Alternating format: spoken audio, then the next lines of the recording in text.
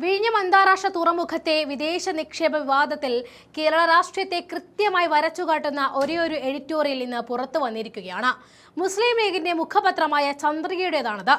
മുഖ്യമന്ത്രി V D സതീശനെ ചന്ദ്രിക പൂർണ്ണമായിട്ടും പിന്തുണയ്ക്കുമ്പോൾ അവിടെ പൊളിഞ്ഞു വീഴുന്നത് മറ്റാരുമല്ല, നമ്മുടെ കാപ്പട്യത്തിന്റെ കാവലാളാകുന്ന ഇടതുപക്ഷം തന്നെയാണ്. ചന്ദ്രിക ചോദിക്കുന്നത് വളരെ ലളിതമായ ഒരു ചോദ്യമാണ്. ഇടതുപക്ഷം ഭരിക്കുമ്പോൾ വിഴിഞ്ഞത്തെ കടൽ കൊള്ളാമെന്ന് പറഞ്ഞവർക്ക് ഇപ്പോഴെന്താ വീണ്ടും അതൊരു കടൽ കൊള്ളയായിട്ട് തോന്നുന്നത് എന്നതാണ് ചോദ്യം. ഉമ്മൻചാണ്ടി സർക്കാർ ഭരിച്ചപ്പോൾ വിഴിഞ്ഞം തൂക്കി വിൽക്കുന്നു എന്നായിരുന്നു ദേശാഭിമാനിയുടെ നിലപാട്. പിന്നീടത് 5000 കോടി രൂപയുടെ അഴിമതി എന്നായി. ഭരണം മാറി എല്ലാത്തിന്റെയും കാരണഭൂതൻ പിണറായി വന്നപ്പോൾ അത് സ്വന്തം മിടുക്കാക്കി മാറ്റുകയും ചെയ്ത CPM-ന്റെ വിജയമാക്കുകയും ചെയ്തു. അദാനി ചോദിച്ചതെല്ലാം വാരിക്കോരി കൊടുത്തവരാണ് ഈ LDF എന്നും ചന്ദ്രികയിൽ രൂക്ഷമായിട്ട് വിമർശനം നൽകുന്നുണ്ട്.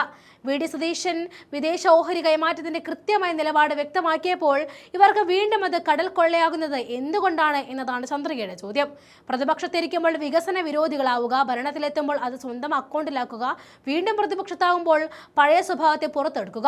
ഗെയിൽ പൈപ്പ് ലൈൻ വന്നപ്പോഴും ദേശീയപാത വികസനം വന്നപ്പോഴും ഇവർ ജനങ്ങളെ ഇളക്കിവിട്ട് സമരം ചെയ്യിപ്പിച്ചു, നിരവധി പേരെ ജയിലിലാക്കി. എന്നിട്ട് ഭരണത്തിൽ കയറിയപ്പോൾ അതേ പദ്ധതികൾ നടപ്പിലാക്കി കയ്യടി വാങ്ങാൻ നോക്കിയവരാണെന്ന സത്യം നമ്മൾ മറക്കരുത്.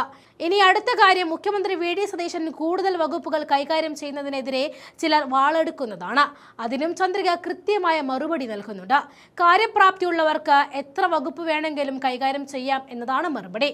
നമ്മൾ കണ്ടതാണ് കഴിഞ്ഞ 10 വർഷം കേരളം ഭരിച്ച പിണറായി വിജയനെ. അദ്ദേഹത്തിന് കാര്യങ്ങൾ പറയാൻ കോടികൾ കൊടുത്ത PR ഏജൻസികളെ വെക്കേണ്ടി വന്നു.